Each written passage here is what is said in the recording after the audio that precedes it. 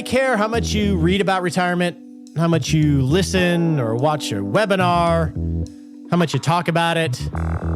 What action are you going to take to make it so? The only way you're going to learn is by doing it, falling down, and getting better. Hey there, welcome to the Retirement Answer Man Show. My name is Roger Whitney. I am your host, and this is the show dedicated to helping you not just survive retirement, but to do that work, take that action, to be bad so you can get on the road to getting better so you can rock retirement. You're never going to feel like you're good enough. Trust me, I don't. And it's a fun game to play as long as you keep the right attitude. You can do this, I have no doubt. Take action on rocking retirement financially and non-financially. I'm here to try to help you, but I want to make sure I help you take action. We recently posted some of the results of our survey of listeners, and you are one of those because you're hearing my voice. So I thought I'd share some of that. You can actually find it on the homepage at rogerwhitney.com. We have some slider buttons there that tell a little bit about who listens to the show from the 1,000 or 2,000 people that answered our survey. So you might want to check that out at rogerwhitney.com. I'll share a little bit of here. By the way, if you go to the homepage, you just got to scroll down. It's right below the most recent episodes. See, we have over 8 million all-time downloads. I know we're coming up on the 500th episode. We're going to have some t-shirt action and sticker action going on, no doubt. 92% of people like you are between age 51 and 70. 45% of you are female, which has been growing, which I think is awesome. The top 5 things that you look forward to in the survey: time freedom, spending time with loved ones, volunteering, less stress, and reinventing myself. Ooh, I like that one. Try to do that every day, a little bit. Retirement status of the listeners, 40% are, what is this here? Let me see. Is that retire within 1 year? 26% are retired, and the rest of you are a few years out. What hobbies do you plan to pursue in retirement? You have a guess of what the number one hobby is that people want to pursue in retirement? I'll give you a second. Getting healthier. That's a great project to have. Visual arts is one. Reading, gardening, hiking are the bigger ones. We have like a little bubble cloud, I guess you call it. I don't know. We got ham radio in there, church, baking, cooking, fishing, dancing, flying, cycling, crafting, bird watching, photography, coaching, running. Cool. What is your number one concern about retirement? Why don't you answer that for yourself? What's your number one concern? What do you think the average listener, who's probably a lot like you, what do you think their number one concern is? 66%, big number, is money. In second place is everything else, but also purpose is 12.5%, health is 9%. Money. That's a big one. We want to try to help you with that with the 4 pillars of building a plan you can have confidence in to manage your money.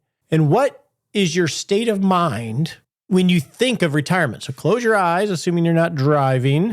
What is the state when you think about retirement? What is your state of mind? We have a word cloud from a listener survey standpoint: freedom, and then excitement and happy, distressed, peace, time, joy, adventure, hopeful, energetic. We got some cautious in there, but these are smaller words if you look at it. We got a chillax. Somebody wrote chillax.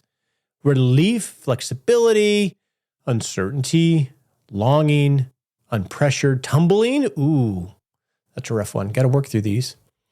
So you can check that out at rogerwhitney.com. Scroll down a little bit and you can see these graphics on listeners. But here's the thing.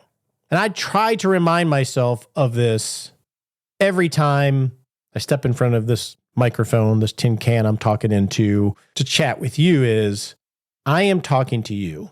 Your journey is the most important one. And I want to make sure when we answer questions, when we're doing the Bring It On segment, that you are the focus. Not what I got to say, not what Bobby or Kevin or Mark or some guest has to say. It's about you and helping you think a little bit differently, find a tool, get a concept that you can take some action. Now, I'm not saying we do that great all the time.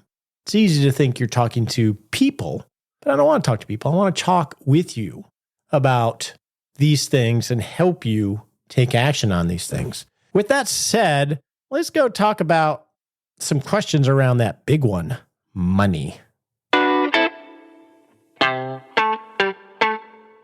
Now it's time to answer your questions. If you have a question for the show, go to rogerwhitney.com/Ask Roger, and you can type in a question or you can leave an audio question. Alternatively, you can click on the Ask Roger a Question link in our 6-Shot Saturday email, which we send out a summary of the show every Saturday morning.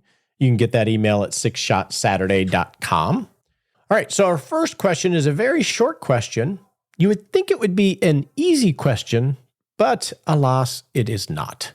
Rick wants to know, hey, Roger, what is the difference in a financial advisor and a wealth planner? Are they the same? Rick, it is a bloody mess when it comes to advisor titles. Who can call themselves a financial advisor, or a wealth planner, or a wealth advisor, or a financial planner, or an investment advisor? Really? Anybody in the industry, as long as their compliance department approves it. There isn't a qualification to be a wealth planner or a financial advisor or an investment manager or even a financial planner. Anybody can call themselves those terms. If you work at an insurance company and only sell insurance products, you can call yourself a financial advisor or a wealth planner as long as their compliance department says yes, and most of them do. So it's a bloody mess. You would hope that it would be like the medical community, right? Where you have a doctor, we know what an MD or a DO is. We have a general practitioner, we have a surgeon, we have an ENT, we have a neurologist, and we have an orthopedic surgeon or an orthopedic. So if I'm having problems with my knee or my shoulder, I know who to go to, right? Usually my GP will send me to the right specialty. Doesn't work that way in our industry, which makes this really difficult for you, Rick, because you're sitting there and I don't know what issue you're trying to solve for in looking for an advisor, but it would be good if you could identify, this is what I'm trying to get answered for me or create. Maybe it's I'm trying to create a paycheck. And you find somebody that is a wealth planner, but they work for an insurance company. Well, the toolbox they're going to have to create your paycheck are going to be insurance products. They're going to have that built-in bias and conflict. If they work in an investment firm, it's probably going to be a portfolio approach that they're going to use to solve this create a paycheck problem. That doesn't help you. You just want somebody to be agnostic and just help you think through this and solve the issue. Now, there are designations like certified financial planner or retirement management advisor, where the advisor has to go through an educational process, agree to a code of ethics and continuing education to be able to use those marks.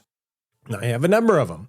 Those are one way that you can navigate this, but it's still not going to guarantee that you're getting somebody to just simply help your process, right? Because somebody that just simply works at an insurance company can be a certified financial planner.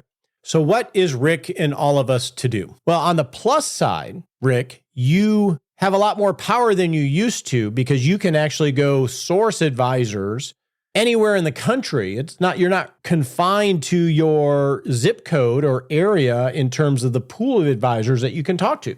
And there are plenty of advisors, whether it's a podcast or blogs or YouTube and their search engines, to help you find those advisors that you could at least interview. But the best way to approach this, Rick, is one, know what you're trying to solve for. What is it I'm looking for?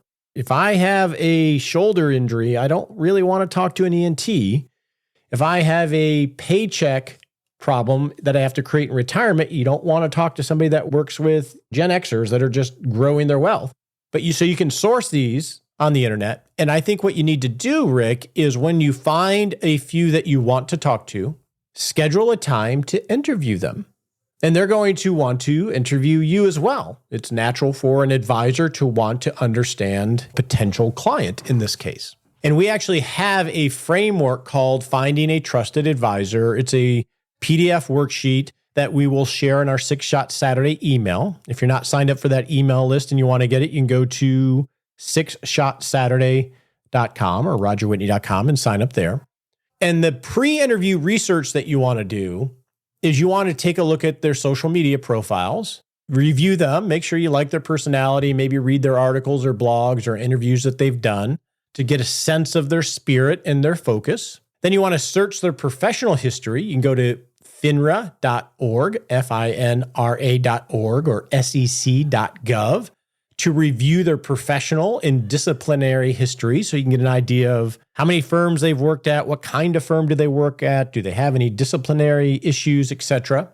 And then schedule a time to chat with them. Now, traits that I would suggest that you look for, and this is all in this framework, Rick, that you can get, we'll send to you in our 6-Shot Saturday email, is you want to find somebody with experience and consistency in their work.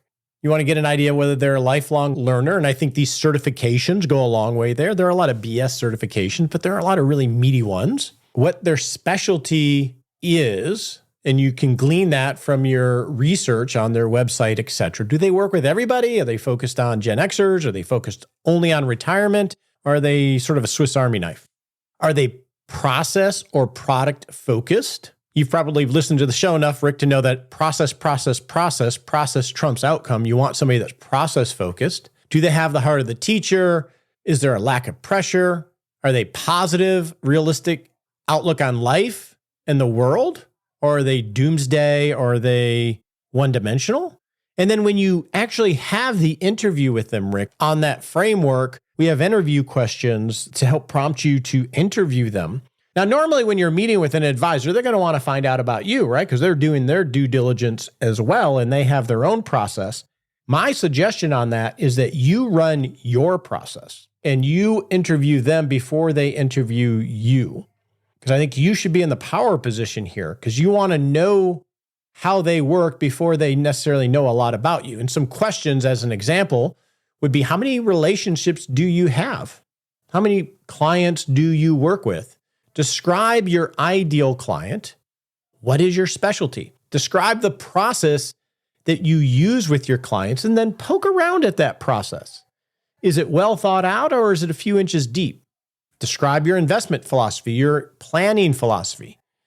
Ask these questions. How are you compensated? So you can get all of this on the worksheet, Rick, but I would suggest that you look outside your geography. Don't worry too much about titles. They might give you some indication, but the ones you share, financial advisor, wealth planner, they don't mean anything. They really don't. And then explore their blog and their website to see if they focus on the issue that you want to solve for. Because you don't want to go to an ENT if you got a shoulder problem, right? You want to go to an orthopedic somebody. So you can grab that worksheet, and as much as I can, I'm doing my best to help create an industry that is much easier for you to navigate. So our next question comes from Lisa. Lisa says, "Hey, Roger, I love your podcast. My husband and I are 63 and thinking of retirement in 5 years. Besides some quote unquote cash-like funds, what are your pro-con thoughts on the old Navy term, keep it simple, stupid, the KISS concept, with regards to investing? Basically, 3 types of ETFs or index funds: international, domestic, bond fund, with periodic rebalancing, of course. What percentage would you recommend for our age?" It's a great question, Lisa. So let's unpack this here. So I want to go to your last question. What percentage would you recommend for our age? I would not approach it from that premise that your age is going to determine what your allocation is, especially in retirement. That is an older way of thinking of it, and a one asset allocation premise is implied in that. So your age is irrelevant. Let's assume you have $1 million and you want to allocate those funds. When you are in retirement, now you're 5 years out, so you have a little bit of time here, but you want to have multiple allocations for your life. And so if you have that $1 million, first allocation is you want to have a contingency fund, which is a / emergency fund, or monies that we want to have as excess liquidity for the unknowns, your financial airbag of life. So that's going to be allocation number 1, and that would be cash-like investments. The second would be, especially in retirement, we want to have money set aside to fund the outcomes life-wise that we want in the near midterm. The default near midterm is going to be 5 years. There's no magic to 5 years. So you're 5 years out, so you might not need a lot of that right now, but as you get closer, you'll want to build up this tier, and that's going to be money that is invested to fund the spending that you need to fund that isn't covered by other sources of income, pension, Social Security, part-time work, etc. So let's assume you need $50,000 a year in the first 5 years of retirement, Lisa. Well, you're going to want to make sure that money is available to you each year that you need it. In year one of retirement, you got to have $50,000 because that's needed to supplement your other income sources to fund the life that you want. And that's not coming from your full-time paycheck anymore. Same thing for year two and year three. In year three, maybe you need a little bit more because you have an extra trip you're doing or a purchase that you have to do. You'll want to have all this mapped out prior to retirement. And these funds will be very simply allocated. They're going to be in CDs or individual bonds that mature around the time that you need them, just like a bond ladder. And you don't want to use bond funds because those can go up and down and you might have to sell them at the wrong time and lose money. These are things that in a default world are going to mature right when you need it. The third allocation, let's say of this $1 million, is going to be for 5 years plus, because that 5-year income floor or bond ladder, you can make that 8 years, you can make that 3 years. That's going to be stylistic based on a lot of things. We don't need to get into that here. This allocation, Lisa, is going to be more of probably what you think about as an investment portfolio. And this allocation, I do think you need to keep it simple. I won't call you stupid. You're going to have an international stock fund. You're going to have an emerging market stock fund. You're going to have a U.S. core stock fund. And you're going to have a bond fund. Now, those can be indexed based. They can be ETFs. They could be open-end mutual funds. And those allocations will range anywhere from 80% stock to 20% bond to a 60-40, a more traditional 60-40 allocation. And you're thinking of that allocation separate from those other two layers. So as an example, let's assume that you decide that you want to have a 60-40 portfolio. 40% of that would be in your U.S. core equity portfolio, just as a default. And that, I would say, you don't want it to be like the S&P 500. You want something that's going to have a more robust representation of mid and small companies. An international core is going to be about 14%. Emerging markets going to be around 5-ish%. And then 40% will be in intermediate investment grade funds. Now, I don't know if that added up to 100 or not. I'm just using this as an example. That's going to be the allocation subject to your specific situation. It could be more equity centric. There's a good argument that it might be, depending on how funded you are, of that third tier only. So you're going to have this aggregate allocation of your cash, your income floor, and your long-term asset portfolio. And then you're going to have an individual allocation for each of them. But I don't think you have to make it much more complicated than that.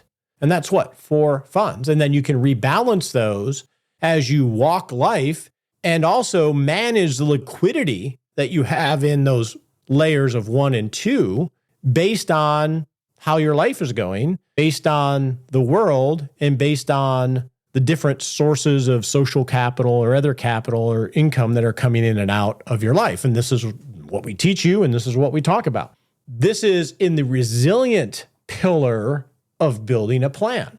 So once you figure out that it's feasible, then it's like, okay, how do I make it resilient? That's essentially what we're talking here, Lisa. And I do think we want to keep this as simple as possible. We don't want to get bogged down in too many alternative investments, or should we lean this way because of the economy and what I just read in Wall Street Journal, et cetera. We don't want to get into those conversations because those will distract us, or distract you here, Lisa, from the more important work of managing the process. You're going to have enough to do to rock retirement that can actually have an impact on your life.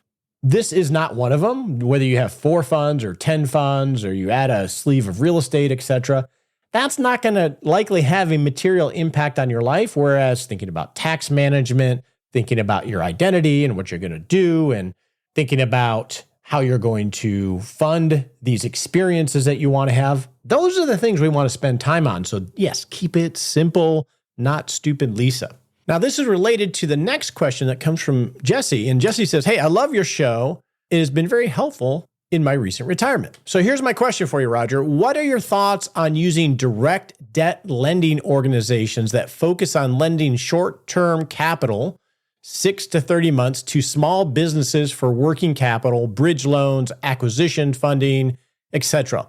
They also provide GP loans to private equity funds. Their sweet spot is $500 to $50 million loans, mezzanine debt with flexible structures. They require a minimum investment of $250,000. I am financially secure in the short term and the long term. I'd appreciate any of your preliminary thoughts on these investment options. Okay, Jesse, this is going to be in the optimization pillar of taking the KISS portfolio and adding some bling to it. Some of this is going to depend on your outlook. The question you need to ask yourself is, what is your ultimate intent in adding this layer of complexity to your plan? What is your intent in doing it? So as an example, I am going to purchase private debt in order to what? Identify that. And then how important is that want? What? Is it important to your life?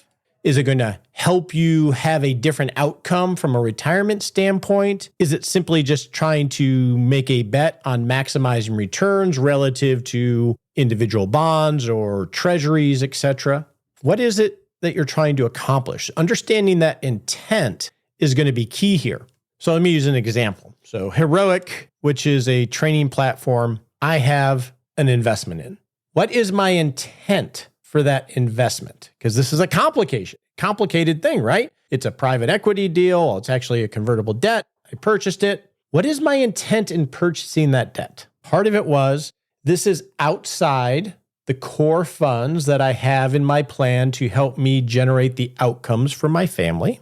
So this is money that I can afford to lose. We'll use that as an example. And I am choosing to take a bet that I can have an outside return. So my intent is, one, to have an outside return in something that I really believe in, that's had a big impact on my life. And my other intent is that I believe in what their mission is, and I believe that the team is the team to really take action on this mission, and I want to help support it and be part of it. So those are my two intents. One is, this is money that's outside my normal plan, so I'm willing to take a risk with it. And two, I'm taking a risk on something I really believe in, and I want to fund and support because I want it to be successful. So for you, Jesse, if you're going to go outside the KISS concept, just understand your intent. Is this money you can lose?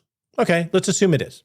Then what are you trying to accomplish by putting it into this type of debt? Is it an outside return? How much of an outside return is the upside? So we know the downside is you lose it all. So what's the upside?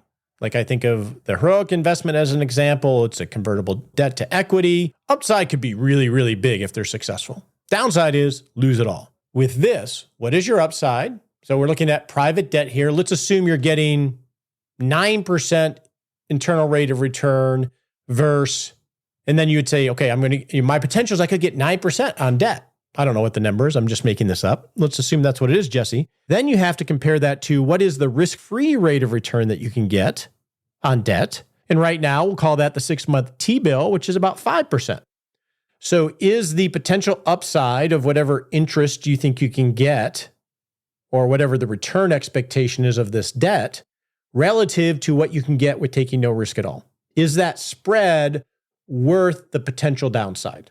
This is the foundational thing, I think, Jesse, you want to think through before you approach doing this. That way you can feel comfortable with it. Now, what do I think specifically about direct lending organizations focused on this? I think there are a million of them. Typically, their fees are really high. And the biggest risk you take is execution risk. Can they repeat what they've done, or is their process sound enough to navigate this? Statistically, no. It's not worth the risk. It's not worth the fees. It's private, so that means it's probably very illiquid. Rarely have I seen these things work out, and it sounds like you've already won the game. So if you're just intellectually interested in it and you believe in them, and it's money that's not going to put your vision of your retirement at risk, fine. But just make sure you categorize it that way rather than thinking that it's somehow going to boost the portfolio. I would say this is an outlier. So that's my approach on that. I would keep it simple otherwise, Jesse. It's okay to do these things, but you want to understand your intent, and you want to understand that this is money that you could potentially lose, because generally these things are either, when they go wrong, they go really wrong. All right, our next question comes from Genevieve. And it's an audio question. Hi, Roger. This is Genevieve. Been listening to your podcast for years. Love it. I have a question about the differences between bank CDs and brokerage CDs. Could you talk a little bit about that and what are the advantages and disadvantages of both? Thanks. Well, thanks for leaving an audio question, Genevieve. So brokered CDs versus bank CDs. So bank CDs are pretty straightforward. You go to your bank or your credit union, they issue a CD for a specific period of time, and they pay you an interest rate. And as long as you hold it for that period of time, you get your money and your interest. If you need to sell it early, there's some type of penalty involved in most cases, but not all cases.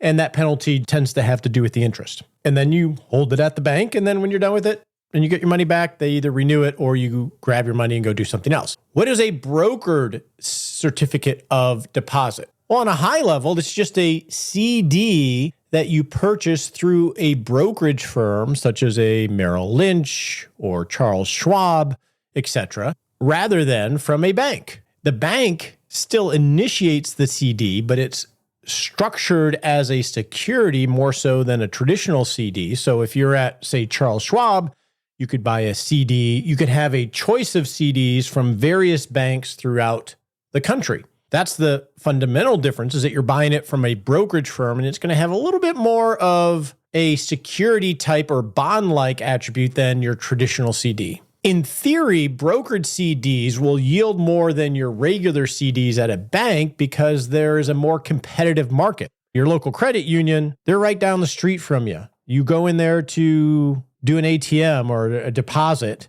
they have a captive audience. And the theory goes that, well, brokered CDs, because they're sold by a big firm, it's got to be a lot more competitive because they don't have that captive market.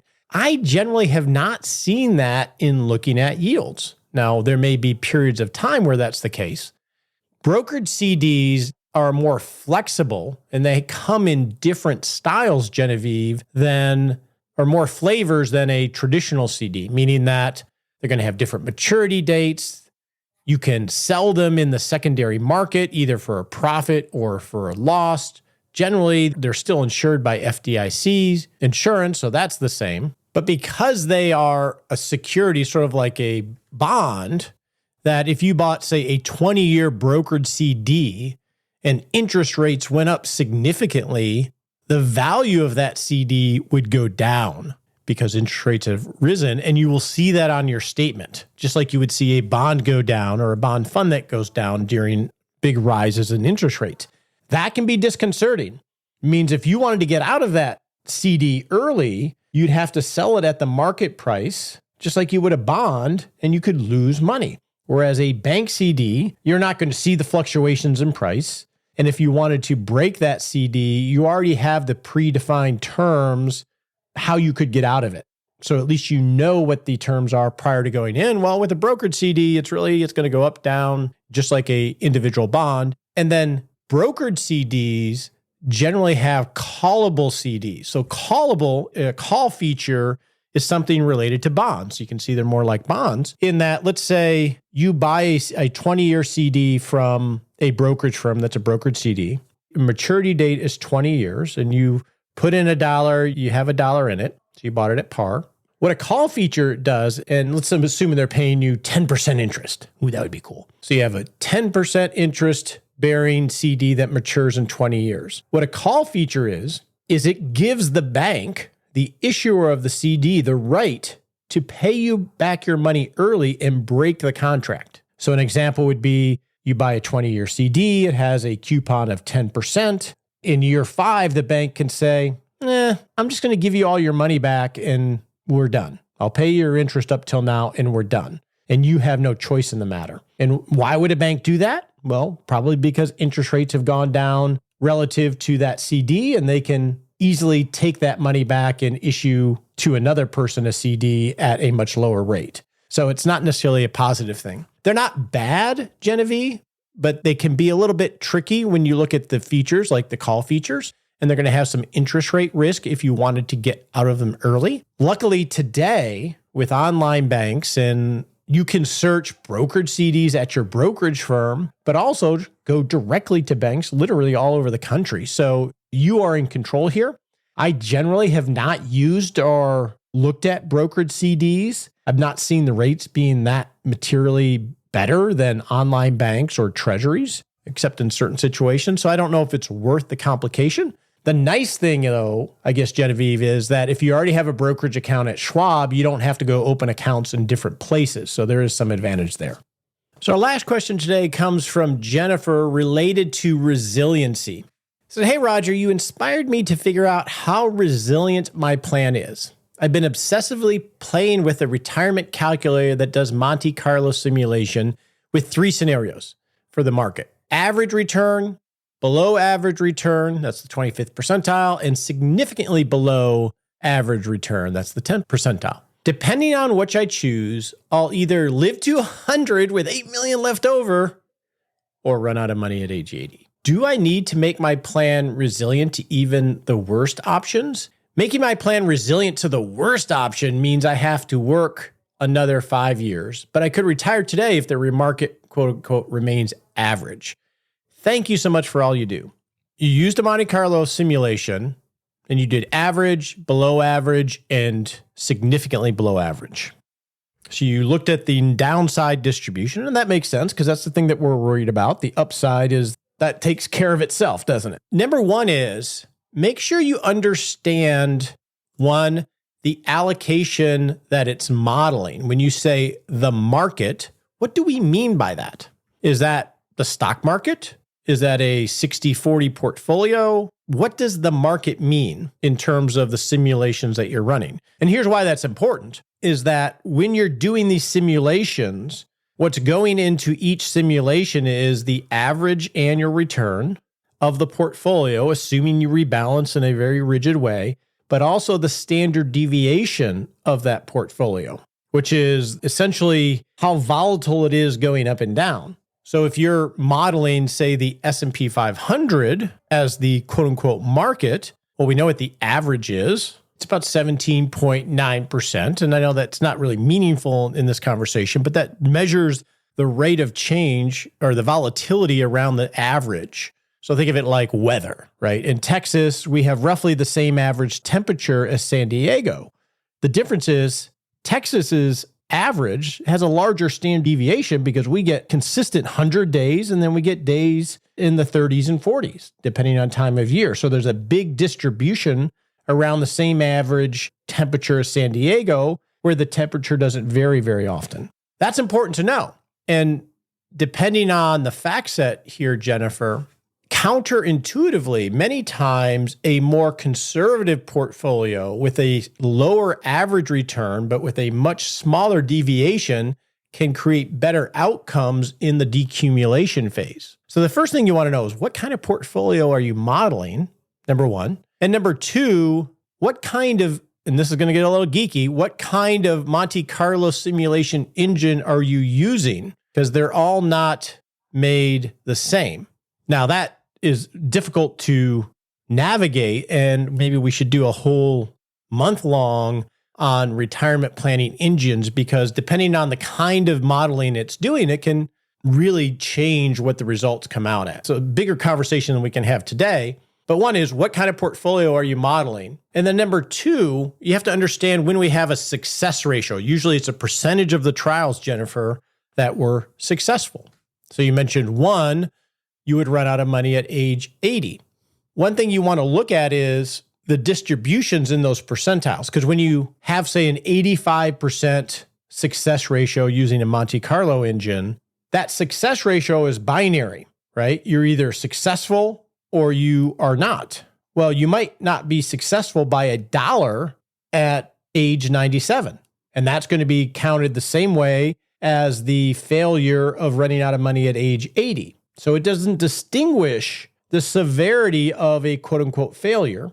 And the engine is assuming that you make zero adjustments for every single trial. So you might have a lower success ratio, but the severity of those failures, the vast majority of them are just missing it by a little bit, right? You still end up roughly in the same direction, destination, and you still have some money left, especially if you made some little adjustments. So that's one nuance there that you want to look at when you look at these distributions. This actually needs to be a YouTube video or something, doesn't it? Okay, note to self, Roger. Lastly, Jennifer, You got to be careful when you're modeling your spending in these scenarios. Generally, the default is I need I'm just making this number up, $125,000 inflation adjusted. And then you use that number for modeling. And I need to spend an additional $20,000 a year on travel. When you model in that way, which is a normal way that I see people do it all the time, is they ignore the seasonality and frequency and rhythm of spending. Because if you take $125,000 and you inflate it year by year between now, assume you're age 60, to 100, well, that's 40 years of compounding spending. That $125,000 when you're 90 is going to be a really, really big number, which is going to potentially overestimate how you'll actually spend. So you want to understand that. And you also want to think of the seasonality. Okay, let's first secure the base great life. What kind of spending do we need? Let's say that it's that $125,000 a year. And then potentially we make some tweaks to that to model, well, I'm thinking you're estimating your spending on what you need today, Jennifer. But if you're age 60, you think like Jennifer age 60. You have to think a little bit about the future Jennifer at age 75 or age 80. Is she going to be living a 60-year-old Jennifer life? No, she's going to have a different life. It's probably going to be a little bit more mild than the rockin' 60-year-old Jennifer. So maybe you make some adjustments to that, and that could be simply steering spending down in a reasonable fashion. That requires a lot less of the plan. You're making guesses about the future, but these little nuances we can forget, and they can have a big impact when you're trying to model 30, 40 years using a Monte Carlo scenario. And the cost of not going a layer too deep in your spending and the volatility of the portfolio that you're managing, the cost of not doing a little bit more of this extra work, well, in your case, Jennifer, it could cause you to work another 5 years, and when it might not be necessary. And so I would explore, what exactly are you modeling? Model different portfolios, get a better understanding of what your Monte Carlo engine is doing that you're using. And I don't know which one you're using, so it's difficult for me to comment on it, but I've seen some bad ones out there that I don't like the way they're doing it. And I don't think the outcomes are intuitive, are clear enough or realistic enough to count on. And then think about your spending and how you can be more nuanced in what a base great life is versus the more discretionary things. Because if that 125 in my example, Jennifer, includes things that you're just guessing on, or you might not actually want to do, like a lot of travel and things like that, that could force you to work 5 more years unnecessarily.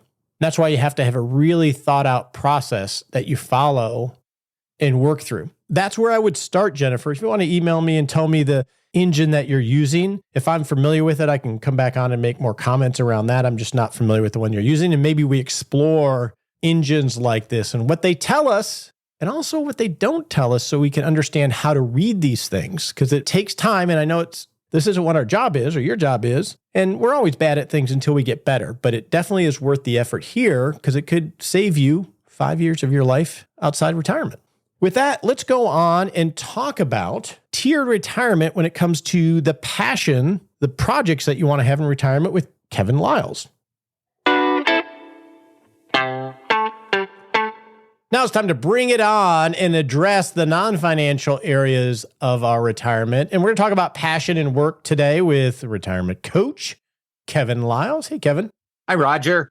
What do we got on deck today? Well, I want to talk about something that I was looking forward to as I retired. I ended up really not doing it, I think, but that's starting a business in retirement. A lot of us who have worked a career, especially if we've worked a long time at one place, we have those entrepreneurial itches that we need to scratch. Why do you think that is? Well, I can tell you in my case, I think I was a little too conservative. I wasn't a risk taker. I liked having a steady job, steady income, didn't have to think about it too much. And I just never made the leap to start my own business. Okay. And so how should we approach this subject? Well, I think it's important to think about what you want to, if you've always had this urge, as you enter into the retirement phase, and really we're talking about a new type of work. But I think what you want to do is you want to tailor this business to meet your new needs in this new phase of life. So think about the things starting a business can do for you. It can add purpose and meaning to your life, help you with time management, create goals and ambitions for you. But the downside of it is it becomes another full-time job, or as you know, as an entrepreneur yourself, Roger, more than a full-time job. So that's the balance that I think as you go into retirement, you need to think about. First rule, don't put your financial stability at risk. Don't empty your 401k plan to buy a franchise. Most new businesses fail. Most new businesses will fail. That's a reality of life. So you want to make sure you're not putting your financial stability at risk. So that's going to dictate what type of business I think you should pursue. You can't do one that has huge capital needs up front. At least I don't think it's a good idea to do that when you're at the verge of retirement. Well, I definitely agree with you there. And I think what I have observed and seen in my practice and just in the club and others is entrepreneurism has this attraction to it. And it's easy to romanticize it if you've never done it. That's why people buy bars and open restaurants, and set up shop is so much fun. But yeah, definitely don't put your financial resilience of your plan dependent upon the business working. It should be independent of it. And I think also, Kevin, and I'm curious where you're on this, is I think it's important to really define, is this a vocation or an avocation? How much of it is passion and how much of it is wanting to make money? Absolutely. And that will help you decide what kind of business you're going to start. Let's say you want to get out there and paint houses. You love to be outside and paint houses. You did that maybe as a college job and you just want to start a painting business. Well, don't create such a big painting business that you're never out there painting houses, which is what you wanted to do. You don't want to be the one back in the office sending out bills and taking customer complaints all the time, right? So really what you said, Roger, is so important. Have a clear picture in your mind of what you want out of this and then structure it accordingly and size it accordingly. I remember a conversation with a client years ago who had a ranch. And he loved mowing yards. So he was still working full time. He had these dreams of building a yard mowing service business with teams of people servicing a portfolio of houses, etc. And he was really enamored with all of the equipment that you'd get and the trailer and the website and getting your team together, all of the setting up house parts of it. That was the exciting part. My counsel to him was just go mow someone's yard. Just get one yard and do this while you're still working. Just mow one yard and do that for a while. And then let it pull you to adding another yard and pull you to adding another yard, which may pull you to bringing in someone to help you. Start the journey from the beginning of the yellow brick road rather than the end. And he ended up not pursuing it, but I think that's a healthier way to approach business. I think that was great advice. When we think about business, and especially starting a new business, we think the number one objective needs to be growth, right? You need to grow that business. That's not the case when you're in the retirement phase. That's not your objective. So you don't always say yes to every opportunity. You have to say no. That's the most important word probably you can learn when you're a retiree trying to start a business. And maybe that's the wrong term. Maybe you're no longer a retiree, but you have to say no. And that's another important aspect of it, which is don't let it crowd out all the other areas of your life. Maybe you did that in your first career and it just comes naturally to you that work comes first. Well, now, hopefully this business you're starting is a passion of yours, something you're really interested in, but don't let it crowd out your family, your faith, tending to your own health and wellness. It needs to have an important role. It can be your passion in retirement, but it can't be your whole life. You said that you had an entrepreneurial desire. Are you willing to share how that's evolved? Well, yeah. So when I was leading up to my retirement, I thought I might go into business with one of my children. They're both fairly entrepreneurial. And so I just thought that'd be something I can sort of help provide some guidance, but I won't be the lead. One of them would be the lead. and we could do a business. And they started their careers and are doing great. And their goals were not the same as mine. And so we just never did it. And I got involved with you and through the Rock Retirement Club. And so that's how I scratch those itches now. Now, I know you work periodically with individual clients. I've never actually heard you talk about that. I know you do work in the Rock Retirement Club and we get to work together. You seem to have balanced keeping your life in check while working with individual clients and your obligations within the club and with Wade and his group. How do you do that? I say no. I really do. If it's not something that really interests me, it's something I want to do, it's intellectually stimulating. If it's not, I say no. I say no more often than I say yes in this phase of life. And for 30 years practicing law, I didn't know what that word meant. Yeah, you're good at it. You're good at your boundaries, in my observation. I hope so. I've learned something over 35 years. So what's a good step someone could take if they're interested and they have this entrepreneurial desire? Yeah, I think first step is just create a 2-page business plan. This isn't the financial business plan you're going to take to a bank to try to get a business loan. This is just, here's what I want to achieve. Here's why I'm doing this. It probably needs to have some financial parameters. Here's how much money I will invest or will put at risk for this. Or if you need the income, here's how much money I intend to make. The financial side you want to cover. You want to make sure you've cleared this with your spouse. Again, you don't want to get to retirement and have competing visions for what retirement phase of life is like. Make sure you and your spouse are on the same page. And with a business, you don't want to underestimate the level of commitment and time it's going to take, especially a new business. So you just have to go into that with your eyes open. But that's part of this business plan. I'm willing to commit this much time. Here's the parameters. And just like with your friend with the grass cutting business, I'm willing to cut grass 3 days a week and no more. You have build in those parameters and what you want, and then try to create some guardrails for yourself. If I find my new business is getting out of balance with other things, other important goals I have in life, then I'm going to pull back. So I think if you create a 2-page plan like that, you can start to think about all these issues and come up with what you want. Sounds like a plan of record. And I think this is actually a topic that could easily be a month-long theme, starting a business in retirement. So yeah, and how to do it, right? Because there's a lot we could talk about there. On your marks, get set.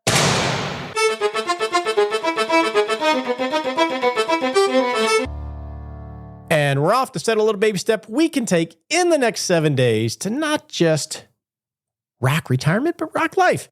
All right, in the next 7 days, I just want you to take action on something. Take action, take action, take action, take action. Take a little baby step, whether it's on your Monte Carlo engine, whether it's on simplifying your portfolio, whether it's calling a long lost friend or actually scheduling and doing the activity that you've been noodling on. Just take action. Been thinking a lot about the podcast over the last month or so. They're becoming longer with the Bring It On episodes. I'm loving those episodes. I think they can be tighter, but I want to make sure we always focus on you and answering your specific questions and making sure we dial in the financial part of retirement as well. All this other stuff is really important, and there's just so much to think about. But when you ask a question and we're answering on the show, and I want to make sure that I don't use every question as a learning exercise for everybody. I want to make sure I answer your question, Jennifer's question, Rick's question. And I want to use that as an opportunity selfishly for me to clarify my thinking, to sharpen my saw as a retirement planner. And so I don't ever want to miss the point that this is about you, whoever you are, and helping you take one little baby step to your journey. And it's easy to forget that when you're sitting here blind behind a microphone. So we're here for you. I hope you have a wonderful summer, and I'll see you next week. The opinions voiced in this podcast are for general information only and not intended to provide specific advice or recommendations for any individual. All performance reference is historical and does not guarantee future results. All indices are unmanaged and cannot be invested in directly. Make sure you consult your legal, tax, or financial advisor before making any decisions.